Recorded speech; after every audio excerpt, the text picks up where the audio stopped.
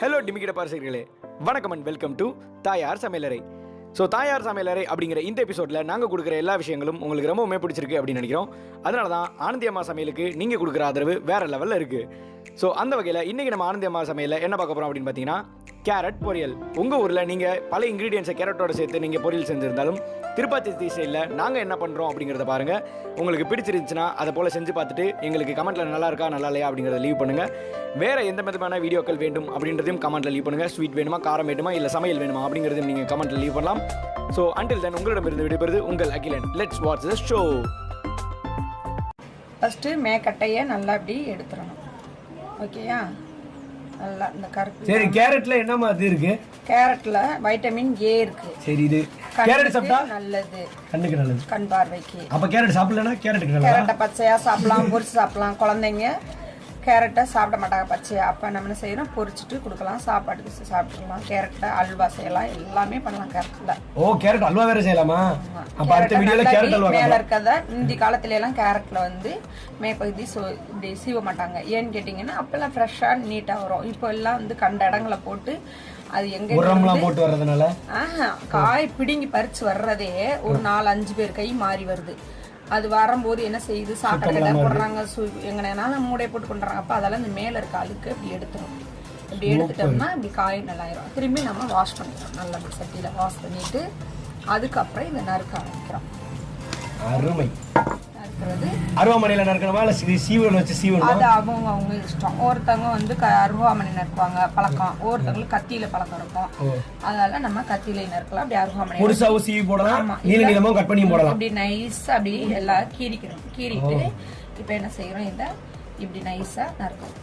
அவ்வளவுதான், கட் பண்ற வேலை முடிஞ்சா. இது வந்து கிராமத்துல எல்லாம் அப்படிதான் செய்வாங்க. இதை செஞ்சு வந்து எதுக்காக யூஸ் பண்ணுவாங்க? தனியா சாப்பிடுறதா, சோறு இது மாதிரி அதோட சாப்பாடு சாதத்தோட வச்சு காய்கறியா சாப்பிடலாம். காய் இதுக்கு இதை நறுக்கிட்டு இது கிண்ணி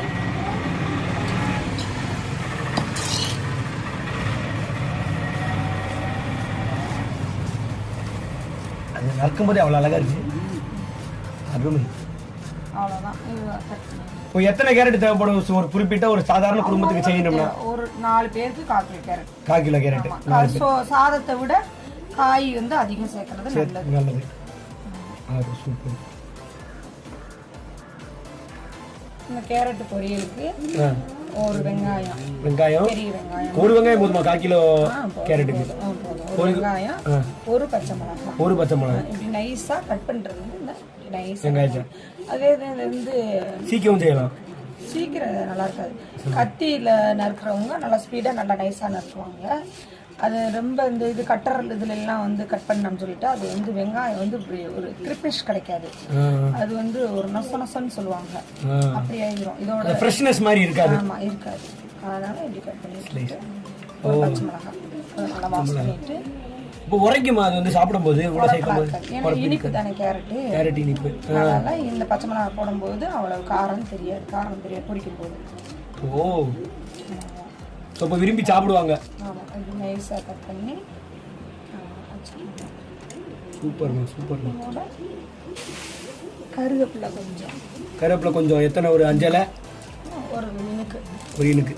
அதை நல்லா வாஷ் பண்ணிட்டு கொஞ்சம் நீளமான கருவேப்பிலை கட் பண்ணிட்டு அங்க நம்ம தாளிக்கும் போது சொல்லுவோம். தாளிக்கிறதுக்கு அப்புறம் சீக்கிரம் சொல்லுறேன். உளுந்தம்பருப்பு கடுகு போட்டுட்டு நல்லா எண்ணெயை ஊற்றி அதை நல்லா வெடிக்க விட்டுட்டு அதுக்கப்புறம் இந்த வெங்காயம் பச்சை மிளகாய் நறுக்கி வச்சுருக்கோம்ல இதை போட்டு கொஞ்சம் வதக்கிட்டு அதுக்கப்புறம் அந்த கேரட் அதில் போட்டு ஒரு லைட்டாக வதக்கிட்டு தண்ணி ஊற்றி சால்ட்டு போட்டு நல்லா ஃப்ரை ஆகும். தேங்காய் பூ நல்லா நைஸாக திருகி அதில் போட்டு வதக்கிறேன். அவ்வளோதான். இது பேரு கேரட் பொரியல். ஒரு வெங்காயம், சின்ன வெங்காயமா பெரிய வெங்காயமா? பெரிய வெங்காயம். இதை வந்து சீமை வெங்காயம்னு சொல்லுவாங்க. சீமை வெங்காயம். ஆமா, இந்த வெங்காயத்தை நல்லா அப்படி தோலெல்லாம் நீக்கிட்டு வெங்காயம் வேற என்ன சேர்க்கணும்? நீக்கிட்டு நல்லா நைஸா கட் பண்ணி அதோட ஒரு பச்சை மிளகாயையும் நைஸா நறுக்கிட்டு கொஞ்சம் கருவேப்பிலை கொஞ்சம் ஒரு இனுக்கு இப்படி கட் பண்ணிடணும். இப்படி கட் பண்ணிட்டு இதுல இந்த பச்சை மிளகாய் இருக்குல்ல இதையும் இப்படி நைஸா கட் பண்ணிட்டு கருவேப்பிலையும் இப்படி நைஸா போட்டுட்டு இந்த தாளிக்கிற ப்ராசஸ். அதுக்கு வந்து என்ன தேவை? கடுகு, உளுந்தம் பருப்பு, எண்ணெய். ஸோ இப்போ நம்ம அதுக்கு வெங்காயம் பச்சை மிளகாய் சேர்க்கும்போது உழைக்குவோம். கொஞ்சம் உளுந்து பருப்பு எடுத்துக்கோங்க, கடுகு கொஞ்சம் எடுத்துக்கோங்க. இப்போ இதை என்ன செய்கிறோம், சட்டியில் எண்ணெய் வச்சுருக்கோம். அந்த எண்ணெயில் இந்த கடுகையும் உளுந்தையும் போட்டுறோம். நல்லா பொரிய விட்டுருங்க. பொரிய விட்டுட்டு நம்ம வந்து ஏற்கனவே வந்து வெங்காயம் பச்சை மிளகா கருவேப்பிலை நறுக்கி வச்சுருக்கோம். அதையும் மிக்ஸ் பண்ணிட்டோம். ஓகேவா? மிக்ஸ் பண்ணிட்டு இந்த காயை எப்படி சொல்றீங்க? இது எப்படி சொல்றீங்க? இதுக்கு தமிழ் ஏதாவது பேர் இருக்கா? இப்போதே கட் பண்ணி காமிச்சல. இல்லை இல்லை, இது எப்படி சொல்லுவாங்க சைடுக்கு? சைடு வெந்தனம் தான். இது காய்கறியோட பனக்காய், உருளைக்கிழங்கு வறுவல், சாதம், குருமா, கேரட், கேரட் பொரியல், இது சாம்பார் சாதம், புளிக்குழம்புன்னு சொல்லுவோம்ல, அதுகளோட வச்சு சாப்பிட்டா இன்னும் புளிக்குழம்போட. ஆமாம் நல்லா இருக்குமா? ஆமாம், இது வந்து இனிப்பு சுவை இல்லை, அதனால் இது வந்து அந்த நம்ம சாப்பாட்டில் சேர்த்துக்கணுன்ற மாதிரி இது புளிக்குழம்புன்றது காரக்குழம்புன்னு சொல்லுவாங்க ஒரு ஏரியாவில். நம்ம ஏரியாவில் வந்து புளிக்குழம்புன்னு சொல்லுவோம். அப்போ அது கூட இது வச்சு சாப்பிடும்போது வத்த குழம்பு சொல்லுவாங்க ஒரு ஏரியாவில். வத்த குழம்புக்கும் நல்லா இருக்கும். இதெல்லாம் வந்து காரக்குழம்பு, காரத்தில் தான் செய்யும். புளிக்கரைசலோட காரத்தை சேர்த்து வைக்கிறது. அதோட கருணக்கிழங்கு போட்டு வைக்கலாம், கத்திரிக்காய் போடலாம், வெண்டைக்காய் வைக்கலாம். எல்லா குழம்பும் வந்து புளிக்குழம்பு. அதோட இது வச்சு சாப்பிடும்போது நல்லா டேஸ்ட்டாக இருக்கும். சூப்பர். நல்லா இப்படி வதங்கணும். வதங்கும் போது நொடியே இருக்குது. இந்த காயை இப்போ அதில் ஆட் பண்ணிட்டேன். ஆட் பண்ணிவிட்டு நல்லா இதோட சேர்த்து எப்பயுமே எந்த ஒரு காயையும் ஒரு தாளிக்கிற இதில் போட்டு ஒரு கரட்டிட்டோம்னு சொல்லிட்டா அதில் இருக்கிற அந்த பச்சை சுமல் போயிடும். ஆமாம், போயிடும். அப்போ டேஸ்ட்டாக இருக்கும். உங்களுக்கு அந்த வாடை தெரியாது. பெரியவங்கன்னா சாப்பிட்ருவாங்க. சின்ன குழந்தைங்க பச்சை சுமல் பட்டாவே சாப்பிட மாட்டாங்க. அப்போ அவங்களுக்காக தான் இது செய்கிறது. ஓகேயா? இப்போ இதை கூட கொஞ்சம் வாட்டர் மிக்ஸ் பண்ணணும். மிக்ஸ் பண்ணிட்டு அப்புறம் வேகம் போதும். இது நல்லா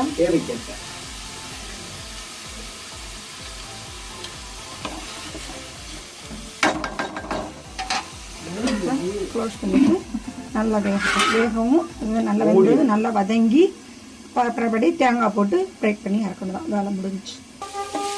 காய் நல்லா வெந்துருச்சு. இப்போ நல்லா என்ன செய்யறோம், நல்லா வதக்கி நல்லா வதங்கணும். பார்த்தீங்கன்னா சட்டிலாம் ஒட்டெல்லாம் இது ஒட்டாமல் கருகாமல் இது நல்லா. ஏன்னா ஒரு பொருள் வந்து நம்ம சாப்பிட்றது கருகி சாப்பிடக்கூடாது. அப்படி சாப்பிட்டோன்னு சொன்னால் அதில் வந்து புற்றுநோய், அந்த கருகளில் புற்றுநோய் வர்றதுக்கு சான்ஸ் இருக்குன்றாங்க. அப்போ இந்த கேரட்டே வந்து புற்றுநோய் குணப்படுத்துகிற ஒரு மெடிஷன்.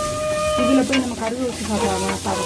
அதெல்லாம் இப்படி நல்லா பண்ணிட்டு இப்போ தேங்காய் பூ நல்லா அப்படி நைஸாக அப்படி திருவிக்கிறோம். திருவிட்டு எனக்கு இதெல்லாம் ஆட் பண்ணுறோம்.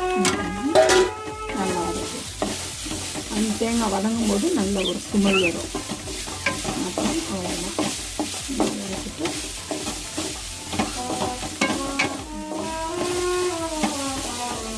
இப்போ ரெடி ஆகிடுச்சு. அவ்வளோதான். இறக்கிட்டு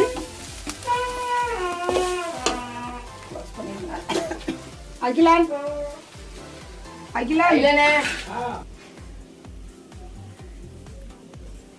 டேஸ்ட் பாரு. புரியுதா? ஆகா என்ன பாது கேரட்டு ஒரு ஆவி பறக்குது. அதை தொட முடியல. சூடோட சாப்பிட்டா தான் எந்த பொருளுமே நாக்கு பொத்து போயிருமே. ஊற்றிட்டு சாப்பிடு.